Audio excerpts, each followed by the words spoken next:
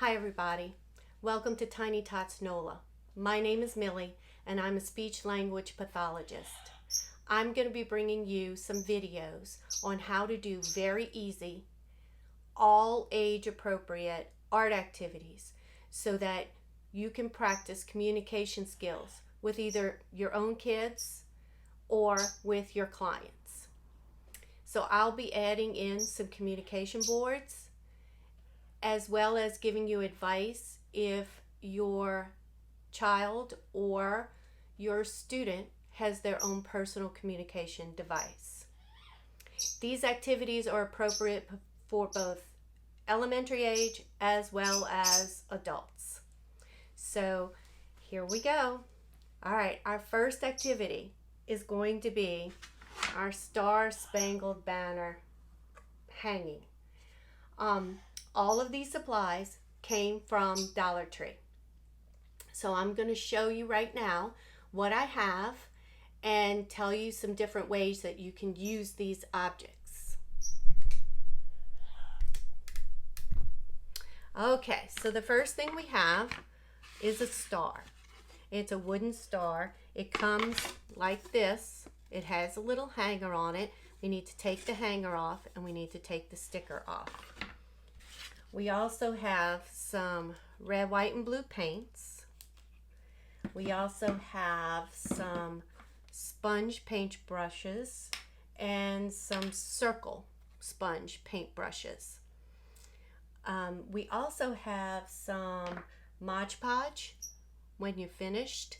This is a good way to seal your projects. And then I have just a big assortment of ribbon in both the red and the white colors. Couldn't find any blue, but we're going to use this the way it is. And these I pulled out of my own personal store. So the first thing I need you to do is either drill some holes in the bottom here, or if you don't want to drill holes, then we can glue the ribbon later on to the bottom of this board. If we do that, you might want to have a second star to kind of glue on the back to hide your ribbon that's been glued. So here I drilled my holes. I would suggest that when you drill your holes, that you drill from the top down because it kind of chews up the back a little bit here. I did take some sandpaper and kind of smoothed out the edges a little bit. All right, so now's where I would give my student or my client a choice of what they want to paint the board. Do you want to paint it red or blue or white? Any of those colors will work for our project. I'm going to pick this time, because I could only find red and white ribbon, I'm going to pick our background color to be blue. Now, when you're painting with your student, sometimes our students have trouble holding on to the paintbrushes. So you can always use tape or foam to build up those paintbrush handles so they're easier to hold. The other thing I've seen is some PVC pipe in the shape of a T. Makes it easier for a person to grasp like that. And they've used that PVC, they kind of build it in the middle and then shove the handle of the paintbrush into it. And that kind of holds it and gives the person a firm, stable way to grasp the brush. So when I'm working with my clients, sometimes my clients are independent in that they can even paint completely by themselves, and sometimes I have to give them a little bit of help, maybe just a hand here or there. I might need to give them more of a hand over hand grasp to keep the paintbrush in their hand. I'm not really worried too much about the holes showing, and this is your client's artwork, your student's artwork. So what they do is what they do. I love working with these acrylic paints because they dry fast. You can also take a blow dryer and make them dry a little bit faster. If it looks like you need more than one coat of paint, then you can do that in stages. I always do my art activities with my students and my clients intermixed with another activity that we may be working on. So we may do more of the schoolwork kind of activity and then come back and do the art activity as sort of a reward. But they're still making choices, and depending on the level that my clients are at with their communication, they might be telling me that they want red this time, or that they are done with it. And so they might be linking together some different symbols. All right, so this one is almost dry, believe it or not. And I will do the back. I will tell you that. The back is not done, but since this is going to be a hanger, I definitely want the back to be done. So we're going to pause for a few minutes and let it completely dry. I'm going to blow the blow dryer on it for a few minutes, and then I'm going to come back and show you how we continue to decorate it. Okay, now that our star is pretty much dry, it's time for us to put some decorations on the front. We're just going to do circles, and since our background is blue, we want to go with either red or white. So I would ask, do you want red or white? And since I'm the one picking, I'm going to say I want the white ones. I want the white stars. You could do a couple of different colors. You don't have to stick with just one color. I think I'm going to stick with just one color this time. But you could do a mixture. So you could say, you know, I want white and just do 3 stamps and then come back and pick some more. Or you could do them all. You also could ask if you want a big circle or a little circle as our stars. And I'm going to go with a big circle. I think I want the big circle. And I want them in white. So that's what's going to be on my star. So I'm going to dip into the white, and I'm just going to make some circles. Oh, I need more paint. They can come off the side.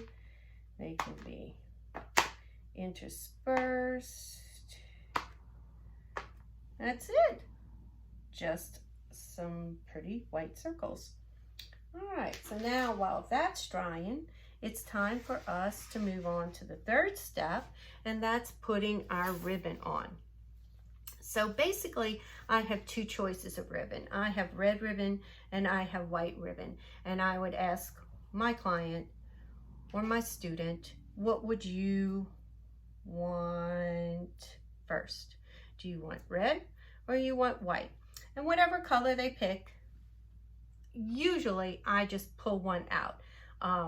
Sometimes I might ask them to pick out of the stack of white, which one, but most of the time I just pick them out for them. And so we are going to string from the back to the front. We are going to string the ribbon, and I just pull it through. It does get a little bit of paint on it, but you're going to tie a knot. Oops. And then what I usually do is I tie the knot further down, and I usually end up doing the knot part. And then I can cut off or leave on the little bit of blue on there. I don't think it looks bad. All right, and then we would go to the next one.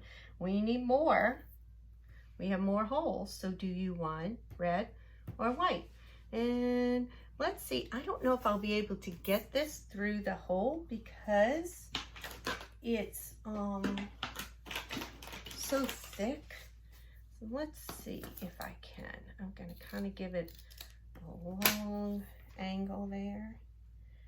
Let's see. Oh, yeah, it came through. Oh, all right, that worked.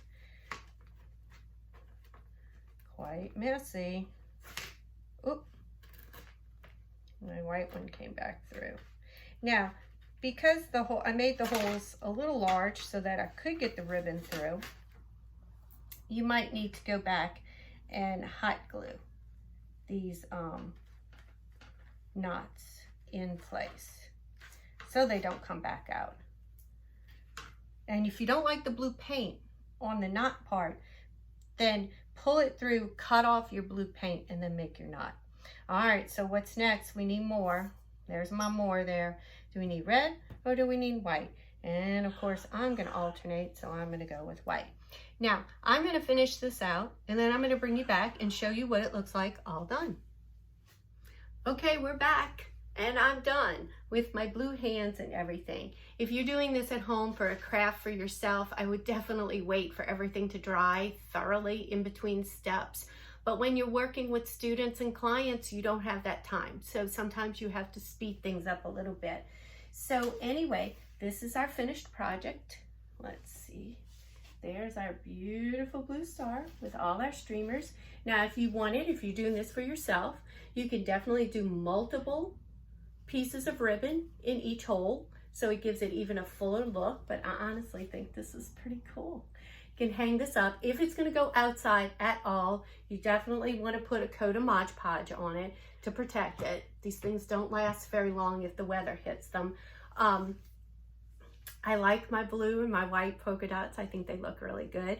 I did do this with a client a couple of weeks ago, and she loved it, and they hung it up inside their house, and it looks just like this one.